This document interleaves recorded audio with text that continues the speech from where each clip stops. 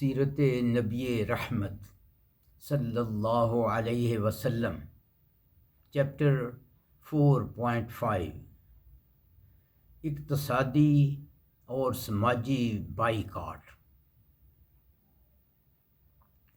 جب مشرکین مکہ نے دیکھا کہ بنی ہاشم اور بنی عبد المطلب ہر قیمت پر رسول اکرم صلی اللہ علیہ وسلم کا دفاع کر رہے ہیں تو انہوں نے سن 7 نبوی میں یہ فیصلہ کیا، نمبر 1، ان سے کاروباری لین دین نہ کیا جائے،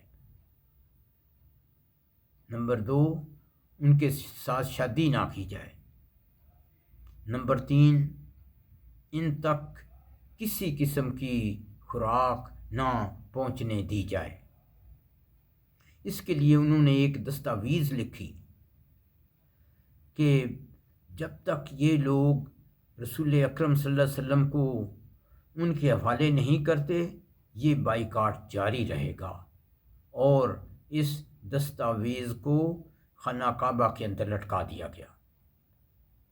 اس بائیکاٹ کے نتیجے کے طور پر سب بنی ہاشم اور بنی مطلب سوائے ابو لہب کے ابو طالب کی ایک وادی جسے شعب ابی طالب کہتے تھے میں رہنے لگے۔ یہ سلسلہ تقریباً 3 سال جاری رہا۔ ان کو خوراک کی قلت کی وجہ سے پتے اور چمڑے کھانے پڑے، اور بھوکے بچوں کی آوازیں اس گھاٹی سے باہر تک سنائی دیتی تھیں۔ مشرکین میں سے معتم بن عدی اور حکیم بن حزام چوری چھپے کبھی کبھی خوراک سے لدے اونٹ اس وادی میں بھیج دیتے تھے۔ اس لیے رسول اکرم صلی اللہ علیہ وسلم نے جنگ بدر کے موقع پر فرمایا کہ اگر آج مطعم بن عدی زندہ ہوتا اور مجھے ان 70 قیدیوں کی رہائی کے لیے کہتا تو میں سب قیدی بغیر کسی معاوضے کے آزاد کر دیتا۔ اس بائیکاٹ کے دوران بھی رسول اکرم صلی اللہ علیہ وسلم اور صحابہ کرام حج کے ایام میں مکہ جاتے اور حجیوں کو اسلام کی دعوت دیتے۔ اس بائیکاٹ کو ختم کرنے کے لیے 3 واقعات رونما ہوئے۔ نمبر 1، رسول اکرم صلی اللہ علیہ وسلم نے دعا کی کہ اے اللہ ان مشرکین پر ایسا قحط مسلط کر جیسا کہ تو نے حضرت یوسف علیہ السلام کے لوگوں پر کیا تھا۔ اس کے نتیجے کے طور پر اہل مکہ کو مردار اور چمڑے کھانے پڑے، پس وہ آپ سے کچھ سودا بازی کرنا چاہتے تھے۔ نمبر 2، مشرکین مکہ میں کچھ نرم دل لوگ تھے۔ الشام بن عمرو سب سے آگے تھا۔ اس نے ہم خیال دوستوں کو اکٹھا کیا۔ ان میں زہیر بن ابی امیہ، زمعہ بن اسود، مطعم بن عدی شامل ہیں۔ اگلے روز مشرکین کی مجلس میں زہیر نے کہا کہ یہ ظلم کی انتہا ہے، یہ صحیفہ پھاڑ دینا چاہیے۔ ابو جہل غصے سے بولا کہ اللہ کی قسم اسے پھاڑا نہیں جا سکتا۔ اس پر زمعہ اور مطعم اور پھر ابو البختری نے باری باری کہا کہ ہم تو اس کے لکھنے پر راضی نہ تھے۔ جب ابو جہل نے یہ معاملہ دیکھا تو کہنے لگا کہ اس کا مشورہ تو تم نے یہاں کی بجائے کہیں اور کیا ہے۔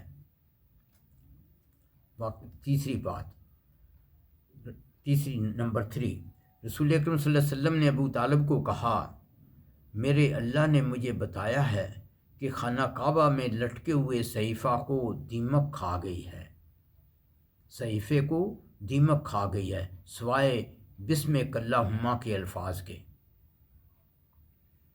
ابو طالب نے آپ صلی اللہ علیہ وسلم سے پوچھا کہ کیا واقعی اللہ نے آپ کو یہ بتایا ہے؟ تو رسول اکرم صلی اللہ علیہ وسلم نے فرمایا ہاں۔ تب ابو طالب نے کہا کہ میں اس معاملے کے حل کے لیے اسی بات کو بنیاد بناتا ہوں، ابو طالب اس بائیکاٹ کے دوران پہلی بار مکہ گئے اور قریش کو صحیفے کے بارے میں بتایا اور کہا کہ اگر یہ جھوٹ ہے تو میں تمہارے اور رسول اکرم کے درمیان سے ہٹ جاؤں گا اور تم جو چاہو کرو، اور اگر یہ سچ ہے تو تمہیں ہمارا بائیکاٹ ہم پر ظلم و ستم ختم کرنا ہوگا۔ اس پر قریش نے کہا کہ آپ انصاف کی بات کر رہے ہیں۔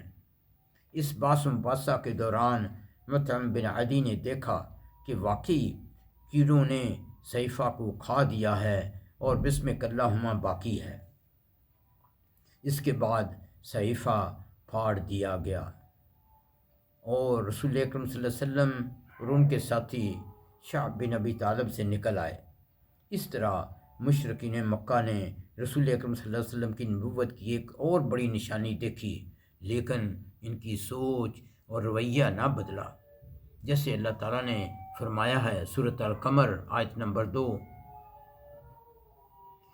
وَإِن يَرَوْا آيَاتٍ يُعْرِضُوا وَيَقُولُوا سِحْرٌ مُسْتَمِرٌ، اور اگر وہ کوئی نشانی دیکھتے ہیں تو منہ پھیر لیتے ہیں اور کہتے ہیں یہ پہلے سے چلا آتا ہوا جادو ہے۔ پس مشرکین اپنی ضد اور دشمنی پر قائم رہے۔ اس کے بعد رسول اکرم صلی